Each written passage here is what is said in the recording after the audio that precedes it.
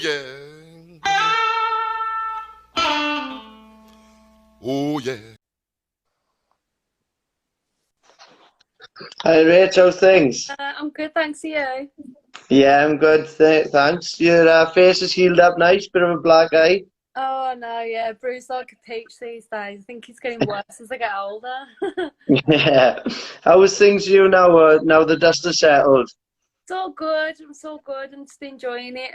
It's nice that it's kind of done now, and I can just enjoy myself a little bit. I've got some weekends away with my friends planned, so that's really nice. Where you going? Anywhere nice? I'm going to Wales actually this weekend. Oh, really? Where to? Yeah. We're going on like that big swing thing, and then go through like a roller coaster in the woods. I don't know where it is. Yeah. No, I'm not sure. Yeah, but yeah, I'm looking forward to that. Then going to London the weekend after, so that'll be good. Yeah, it's good. You deserve the rest. Fight camp as a whole must have been quite a surreal experience for you. What was it like? I was just like a mega excited kid for the whole week. It was just madness, like Yeah. turning up and then just seeing people that you recognise off the telly everywhere, and it was just overwhelming, I think. And just having loads of messages off people was just lovely. You know, I didn't expect that much support, so it was really lovely. What was the worst and the best parts of, being inside that bubble? Um, I don't think there was a worst part, to be honest. Being inside the bubble didn't affect me at all, really. I quite enjoyed the first 24 hours just having some peace and quiet to myself. Yeah. I'd probably say the best part is just like meeting everyone, just sitting outside with David Demanto and he's having a cigar and just having a chat with him. That was just completely surreal, wicked. And, meeting Eddie and Tony Bellew on the video course, wicked. Like in the lead up to the fight, you almost went from an underdog to the favorite, really. So how did that feel in kind of dividing the sort of opinions? For me, it just showed that people believed in me, and I knew as soon as the fight was announced, I had people back at home putting money on me straight away, and I think it's got a lot to do with a lot of people at home putting a lot of bets on me, quite a lot. But yeah, it just showed that the belief that people had in me, and I think that's probably why I was so overwhelmed after the fight, just because of how kind and all the warmth that people have shown me, really.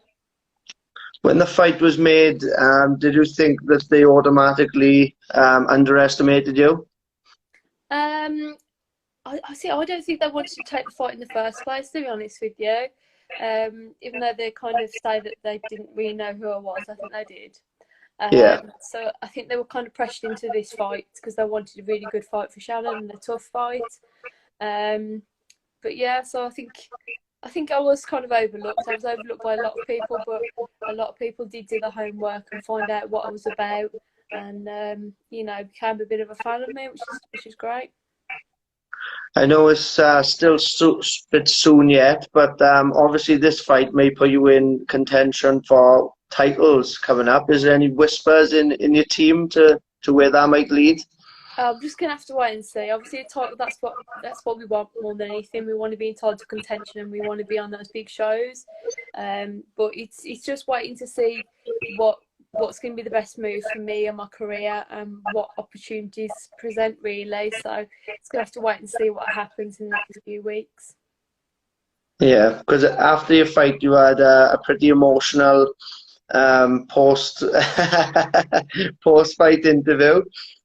Is that when it all hit you, the reality? I think so, yeah. Like even when I was like walking over to the interview, I could feel myself welling up, and like they kept saying to me all week, "Oh, you're very calm," and I felt absolutely fine all week, and I was having a great time. But I think as soon as I got the win, I think everything just hit me, and all of a sudden it was like, whoa!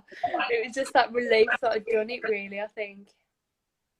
Because you made the comment, you was crying, but then you made the comment saying I'm really ugly crier. It's true. I'm a really ugly crier, honestly. And then obviously now I keep seeing my ugly crying face everywhere. It's horrendous. know it's a pretty sensitive subject after a fight, but you know, social media will always be social media. And there was a lot of comments saying that Shannon was robbed and stuff like that. What do you say about I say turn the commentary off and you'll watch a different fight altogether. that? Yeah, you know, that's one of the first things I said is, you know, I respect Matthew Macklin. I liked him as a fighter and I like him as a commentator, but it was so biased. You know, there Yeah, was you would have success and he'd still be going on about what Shannon's success was earlier on in the round, and exactly. that's not fair. And I understand because obviously she had a lot of backing with Matchroom and things like that. So from what I hear in the boxing world, they kind of have to do that. But I Yeah, feel like even watching it fight back, the way the cameras were, I feel like they were following her around. yeah, So for me, actually being in there and then watching it back, it still seems like a different fight to me when I'm watching it back, to be honest. So, you know, obviously people have their own opinions, and that's absolutely fine. You know, it's boxing, but yeah, I'd just say watch it without the commentary. Yeah, yeah. That's exactly the answer I would give as well, to be honest. Because even when I was watching it, and I made a few comments there myself on social media, is Macklin's commentary. But how did you feel when you was in it? Did you feel like you won then, or was um, winning? I knew obviously the first round when I got the knockdown, so I knew I'd got that round, no problem. In the middle parts, my coach was like saying, you know, you need to pick it up. So other people said to me, "Oh, why wasn't your coach like shouting at you and motivating you more?" I knew from what he was saying what I needed to be doing, so I knew I had Yeah, to pick it up. I don't know whether I became a little bit complacent or whether the pressure of the event did actually get to me a little bit. So I'm not sure, but you know, I knew I had to pick it up, and I think once I got settled into the rounds again, by the end of the fight, I was very comfortable again and feeling very confident. So, had it been a 10-round fight, I think I would have smashed the last 4 rounds, to be honest. yeah. Obviously, the knockdown played quite a crucial part in the fight as well. What was your first reaction inside your head when you seen that she did the canvas? Oh, I didn't know what had happened, to be honest with you. Because I No? was up against the corner with my hands up, and obviously I just threw something instinctively. I was like, oh, she's gone down, kind of thing. I was like, yes, like, that's what I needed. And then Yeah, I went back to the corner. I was there, like, bracing myself, really ready to run back in again. And I thought, oh, this isn't going to last. It isn't going to last. But it did, so whatever. But yeah, I needed that. I definitely needed that, you know, especially fighting away from home. yeah. Was there anything that surprised you about Shannon Courtenay? Um, No, because I kind of knew she had the big swinging punches. I knew she was going to be moving ahead, and obviously I knew she was small because I'd seen her around all week and I'd seen her on TV and stuff. So it didn't really surprise me really, and I think no great surprises. But obviously you're in there, and you know you can't predict what's going to happen, can you? And what shots are going to be thrown. So yeah. The one thing is for sure is if your colleagues didn't know that you was what you done, and at that point, they certainly do now. Yeah. Is I bet your phone was going crazy afterwards, was it?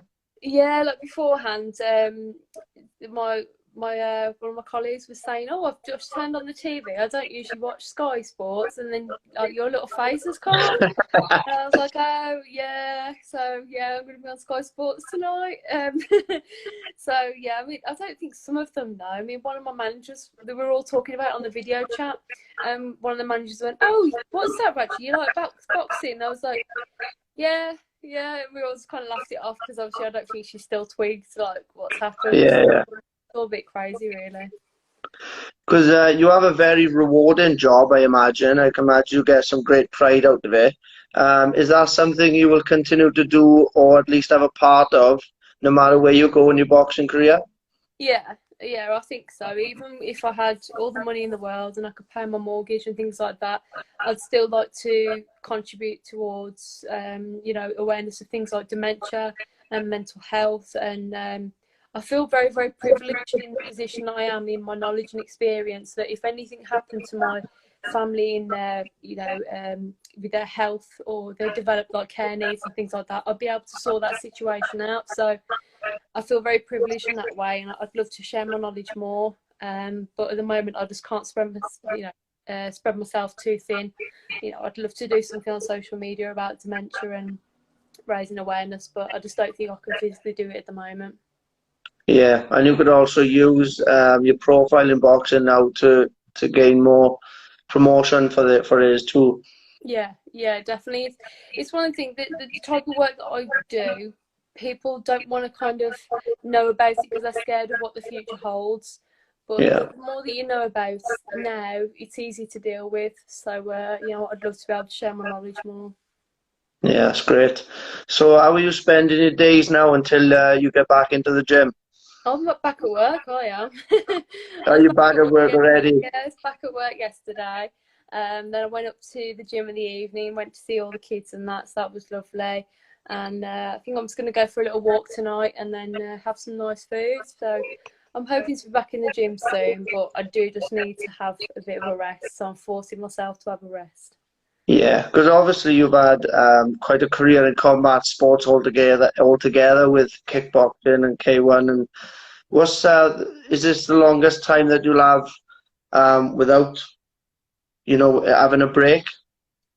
Yeah, it might be. I mean, I don't know what's going to happen next, really, especially with obviously COVID still going on. We don't know what's going to be happening next and what's going to be scheduled. So yeah, it was quite a bit of a break that I had before this fight, but I think I needed it. Yeah. Would MMA ever interest you? Would you ever make the move to MMA? Obviously, you've only just started your boxing career. Now it's on the up. Um, but would MMA in the future interest you? I mean, I have tried it, and to be honest, I get my hair stuck and I like to have my nails done. It's just not practical, and I find it really difficult to learn all the ground stuff, to be honest with you. And yeah, I suppose it's different with MMA. You have to be very, very up close with people, and it tends to Yeah. be men. And they're literally in between your legs, and it's a bit weird. It's a bit weird for me, to be honest. So Yeah. I don't think I'll be seeing myself in that direction, to be honest. One thing that shocked me Saturday was your jab. You got a very strong jab, and stylistically, you can push shots together very well. Is that something that you drill in the gym? Yeah, it is, and I think there's still a lot to be worked on with my jab and my straight shots. I'm always developing myself, and especially my assets and my strengths, which is my straight punches and especially my jab. Yeah. What was the hardest transition from kickboxing to boxing? Oh God. Everything. I can't even like pinpoint what was the hardest point. It was all so hard, from the footwork to moving my head more to negotiating the distance between your opponents. There's just so much to it. I can't even like pinpoint what was the hardest, really. There's a lot to it. Yeah, because people see it kind of the same until they know what actually goes into the stance and everything of boxers. It's completely different. Yeah, definitely. And my I was talking to my friend yesterday, and he raised a really good point. Because kickboxers are so busy when they're in a fight, I think that's what we bring to the boxing world. So Yeah. I don't know if you saw Brad Foster's fight. He was a former kickboxer, and he's very kind of unorthodox with his boxing movement and very busy. So I think coming from a kickboxing background, I think it does have some strengths with it, definitely. Yeah, it's great. So, last one before I let you get on with your day. What legacy would you like to leave? I always ask this question to all the fighters. What legacy inside and outside of the ring would you like to leave once all is said and done?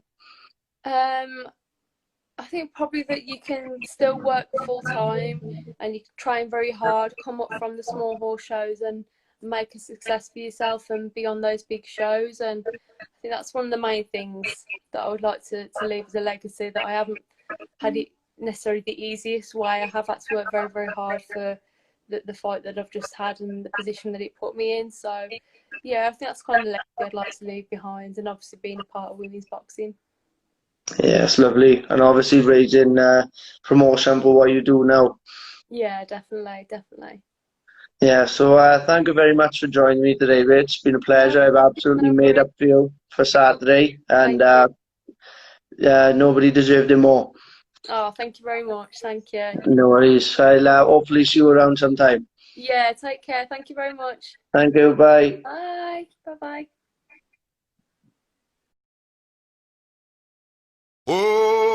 Oh, yeah.